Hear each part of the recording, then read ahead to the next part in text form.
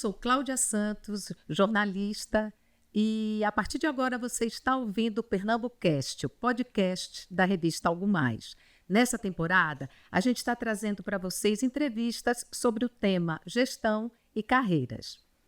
Olá, eu sou Rafael Dantas, repórter da revista Algo Mais, e nessa temporada do Pernambucast estamos ouvindo especialistas da TGI Consultoria em Gestão para falar sobre carreira e gestão. No episódio de hoje, nós vamos conversar sobre um tema muito debatido desde a universidade até as redes sociais, que é a liderança feminina e os desafios que nós, mulheres, temos no mundo corporativo. E para falar sobre esse tema tão atual, conversamos hoje com a sócia e consultora da TGI, Luciana Almeida. Olá, tudo bom? Tudo bom, Luciana? É um prazer recebê-la. Obrigada pelo convite, gente. Bom, gente, Luciana, ela é psicóloga, formada pela Universidade Federal de Pernambuco, é consultora há 21 anos na TGI e especialista em gestão de pessoas e carreiras. Luciana, é um prazer recebê-la e para a gente começar a nossa conversa, eu gostaria de começar perguntando como é que está a participação das mulheres em cargo de liderança no Brasil e no mundo. É bom que a entrevista começa já indo direto ao ponto, né? Já vamos falar do mercado de trabalho falando sobre liderança. Né? Então, veja, dados mais recentes, né, que a gente consegue pegar aí pelo IBGE, mostram que a gente teve um pequeno avanço. Hoje a participação feminina na liderança ela está aí em cerca de 39%. Né, avançou desde 2001 apenas 4 pontos percentuais, né, saiu de 35% mais ou menos para 39% mais ou menos, o que é um avanço ainda muito lento e acanhado. Né? Então, se a gente continuar, né, nesse patamar de crescimento lento, é possível que a gente não consiga atingir as metas globais, né, relativas a esse tema. Então, é importante que a gente pense sobre isso, que as organizações, né, repensem suas políticas para que a gente, se de fato a gente quiser alcançar, né, essa meta global que está sendo colocada. E tem outras questões, né? Isso a gente está falando, em geral, de uma alta liderança, mas existe também muita dificuldade para as mulheres que elas conseguem entrar no mercado de trabalho e não conseguem ascender na carreira. Então, eu estou falando aí da média liderança. Então, nesse cenário, né, as mulheres têm muita dificuldade de ascender para esse segundo patamar, né, da média de liderança. E aí a gente vai num efeito em escala, porque se eu não tenho mulheres preparadas e com experiência na gestão, na liderança, eu também vou ter mais dificuldade de colocá-las num nível de liderança mais alta, quando a gente fala de um cargo de diretoria, quando a gente fala de um conselho, né, que exige um perfil de experiência e de vivência.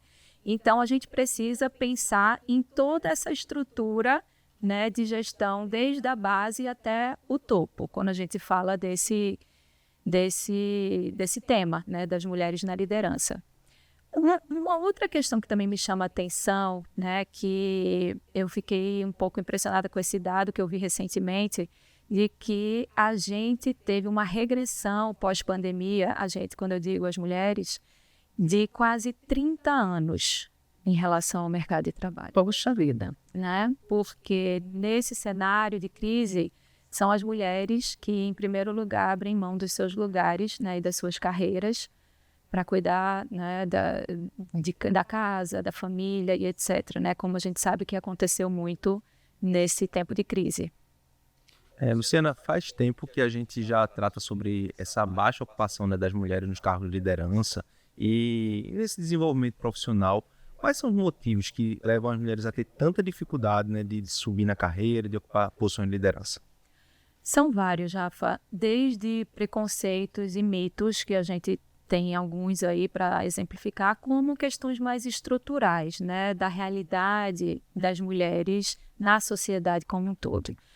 Mas, por exemplo, as mulheres são vistas como menos ambiciosas e isso é um mito, né, um preconceito que faz parte ali do estereótipo feminino. Né? E isso não é uma realidade. Inclusive, pesquisas recentes mostram que as meninas mais jovens, as mulheres mais jovens, inclusive, são mais ambiciosas, para nossa sorte, né?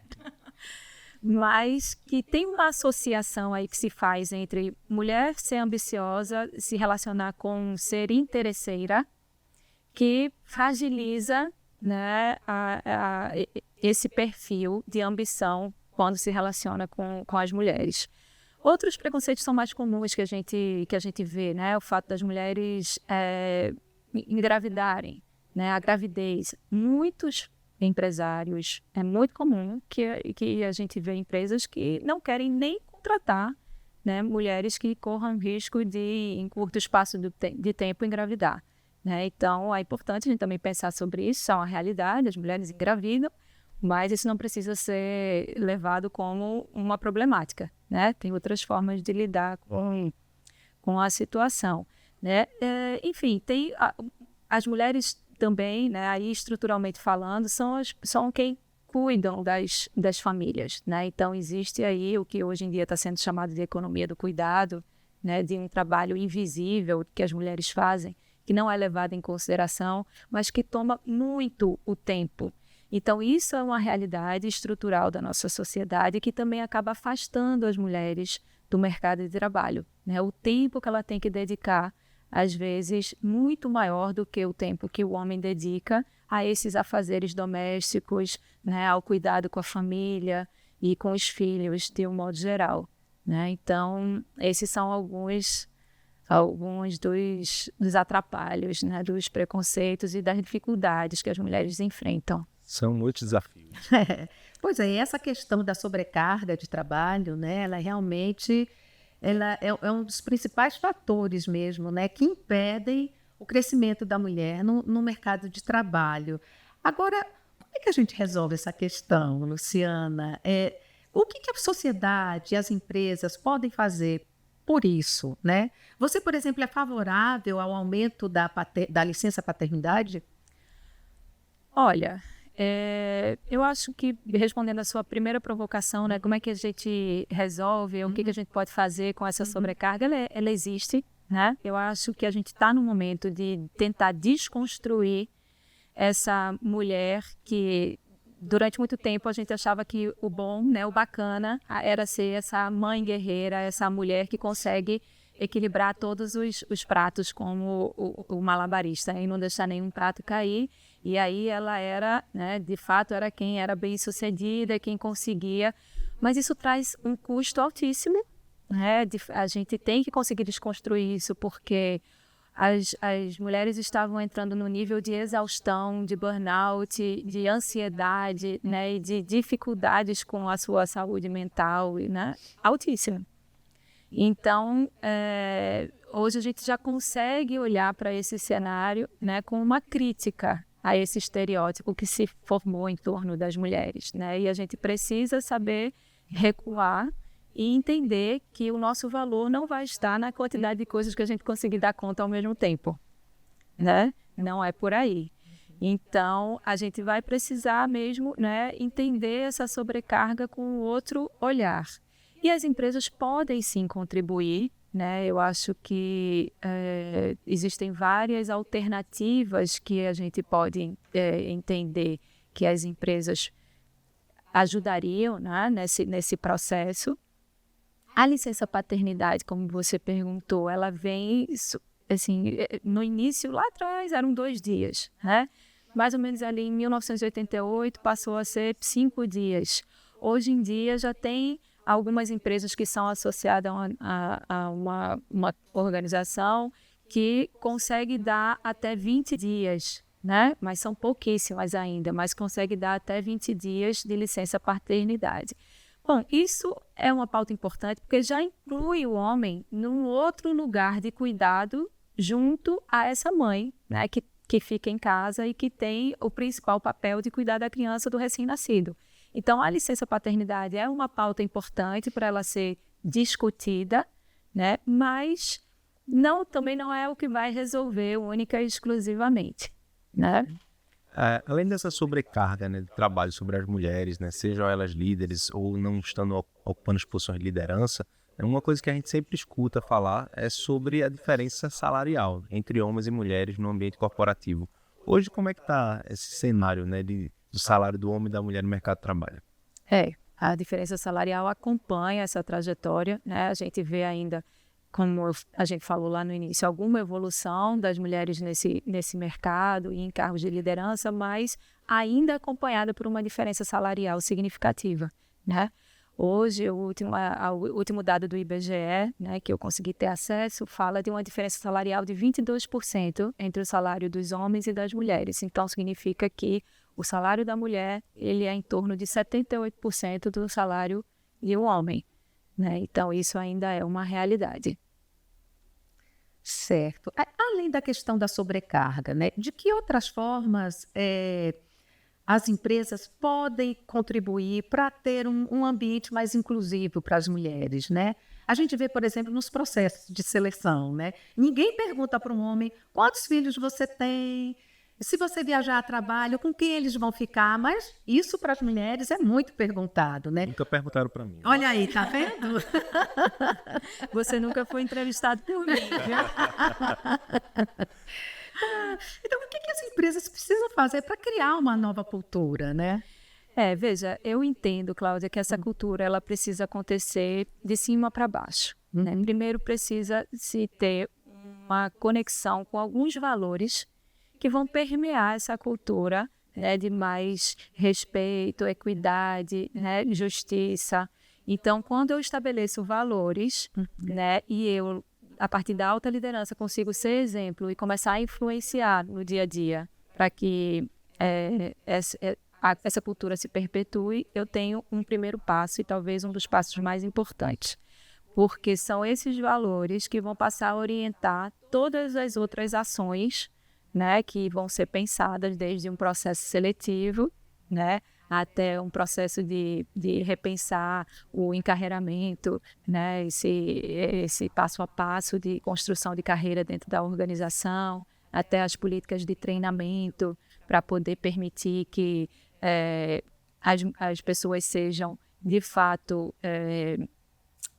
que elas ascendam, né, pela sua competência, né, e não por qualquer outro motivo, né? Então, a gente tem que construir primeiro essa cultura, né, criar esse ambiente para que as ações possam ser acomodadas, né, dentro dessa lógica. É muito importante que existam metas dentro do planejamento estratégico das empresas associadas a a equiparação de gênero, né? A equidade, e porque quando a gente coloca isso na estratégia, a gente trata como prioridade. Se for só um assunto ali, né, que o pessoal de recursos humanos, de gente está pensando, vai ter uma interlocução e um peso muito menor do que se for colocado dentro da estratégia da empresa. Então, isso é um outro passo importante, né, de pensar efetivamente como prioridade. É importante também pensar o que da rotina pode ser pensado para facilitar o dia a dia das mulheres, como algumas flexibilidades que as empresas podem dar, né? Por exemplo, trabalhar em home office ou ter um regime híbrido. Isso já é muito pensado e as mulheres se beneficiam bastante, né, nesse caminho. Então, tem algumas ações que podem ser consideradas para favorecer e deixar um ambiente mais propício também para as mulheres. E tem uma coisa que eu acho muito importante, é a gente ser radical contra o que chamam de microagressões. Aquela brincadeirinha no dia a dia, né, aquela piadinha em relação à mulher, isso tem que ser totalmente banido do ambiente organizacional. Tem que ser limado, né? Qualquer forma de preconceito. Exato. E é o que mais tem, né? Essa forma, né? Subliminar, sutil, né? De preconceito. Não, é só uma brincadeira. E aí, se você fala qualquer coisa, você está exagerando. Né? Pois é. A gente vê isso bastante. Luciana, a gente conversou recentemente para uma pauta na Algo Mais sobre mulheres sertanejas inovadoras. Então, nessa pauta, a gente trouxe alguns cases, né, de representantes do setor do agro, né, que promoveram inovações importantes dentro dos seus setores, né, e muitas delas ligadas à sustentabilidade. Eu queria saber se o avanço dessa pauta, né, da tendência das empresas se preocuparem mais com o meio ambiente, né, que a gente chama do ESG, também dos Objetivos de Desenvolvimento Sustentável da ONU, se o fortalecimento dessa agenda ele pode acelerar, né, uma mudança das mulheres em relação ao mercado de trabalho. Perfeito. Pode, né, eu acho que pode sim. São instrumentos de pressão externa, né, para as organizações, então eles funcionam muito bem, porque as organizações passam a se preocupar, porque tem relatórios que precisam apresentar, esses relatórios precisam ser bastante transparentes, precisam descrever práticas que efetivamente aconteçam, né? Existe, inclusive, do ODS, eu acho que é o número 5, né, do objetivo, que é a equidade de gênero, igualdade de gênero. Então, todo esse cenário ajuda, né, e provoca e pressiona as organizações para pensarem de uma outra forma nessa pauta, né? Além disso, assim, a própria sociedade também acaba, né, tomando mais conhecimento do que está acontecendo e também pressionando de alguma forma. Eu digo que hoje essa nova geração que está entrando também tem um papel significativo, porque eles já não querem estar em ambientes, né, que eles não se sintam à vontade, que eles não achem que seja coerente com os seus valores e com a sua forma de viver. Então, é um outro cenário que a gente precisa dar conta. Então, por mais que eu diga que eu acho que a mudança ela precisa acontecer de cima para baixo, né, desses valores organizacionais, esses novos elementos do contexto, eles também influenciam e também pressionam. Hoje em dia, inclusive, até para existem fundos de investimento, né, que escolhem empresas que também estejam mais associadas a esses valores, né, de igualdade e que se preocupam com essas questões de diversidade e de gênero. Agora, ao mesmo tempo, Luciana, a gente vê também que as empresas começam a se preocupar mais e achar vantagens em ter uma equipe mais diversificada, né? Especificamente em relação à mulher, né? Quais os benefícios que uma empresa tem quando tem mais mulheres na sua equipe? Veja, isso já é dito em várias pesquisas, comprovado que quanto mais você investe na diversidade de um modo geral, mais você ganha do ponto de vista de inovação e de produtividade, né? E a pauta da mulher é mais uma, né, que está dentro aí dessa diversidade, né?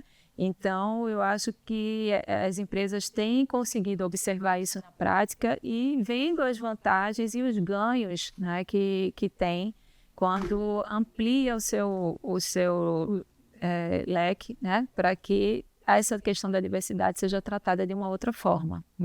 E aí não somente de gênero, né, mas de um modo geral. Certo. Vamos agora para um momento algo mais, algo menos, Cláudia. Vamos fazer uma provocação agora aqui com Luciana. Luciana, nesse bloco a gente tem algumas qualificações que a gente faz, algo mais ou algo menos, né? Então, a primeira provocação que a gente vai fazer com você é o seguinte: você tem algum case de alguma empresa que conseguiu implantar uma política de igualdade de gênero com bons resultados? Olha, eu vou falar de uma maneira mais geral, tá? Então, assim, infelizmente, esses cases ainda estão mais associados às grandes empresas, né? Às grandes corporações. Então, são as grandes indústrias, são uma Coca-Cola, né? Que já começa a apresentar um resultado associando a política de gênero, a Heineken, né? Que recentemente até fez uma publicação falando que tem um objetivo, né, em curto prazo no Brasil, né, de ter 50% da sua liderança com mulheres, sendo ocupadas por mulheres, né? Então, investindo muito em treinamento para que isso aconteça.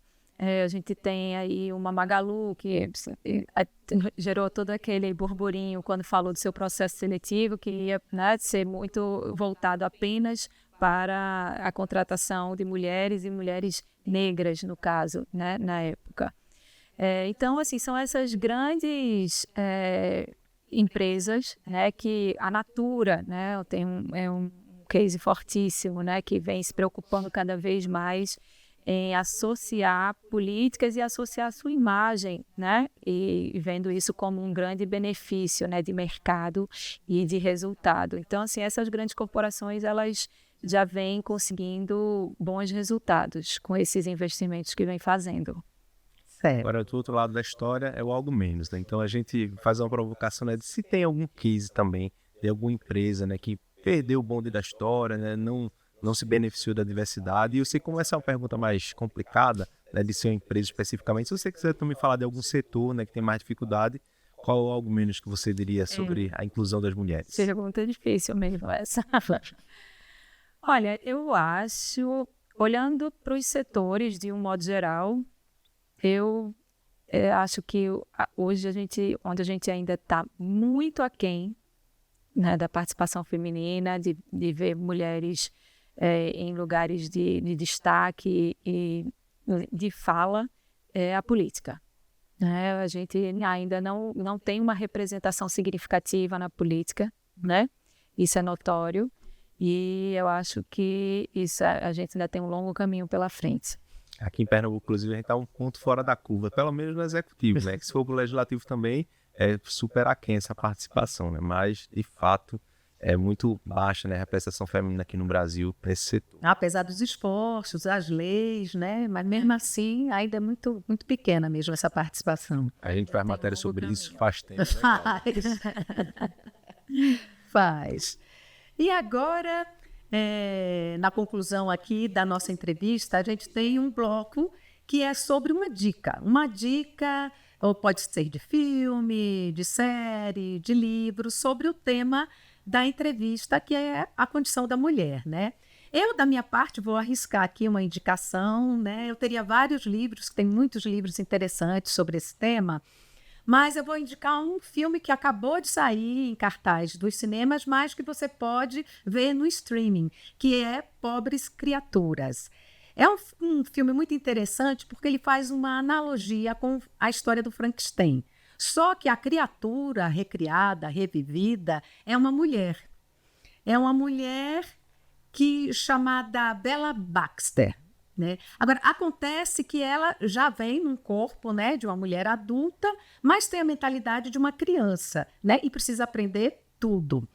E aí, nesse processo de amadurecimento, acontece uma coisa muito importante, que ela vai amadurecendo sem os preconceitos impostos pela sociedade. E aí acontece um monte de situações bem interessantes. Né? É uma maneira bem humorada, né, de abordar a opressão da cultura patriarcal sobre as mulheres. Agora, depois dessa minha humilde indicação, eu gostaria que você, Luciana, indicasse um filme ou um livro sobre essa condição da mulher. Eu gostei da indicação, já fiquei com vontade de assistir.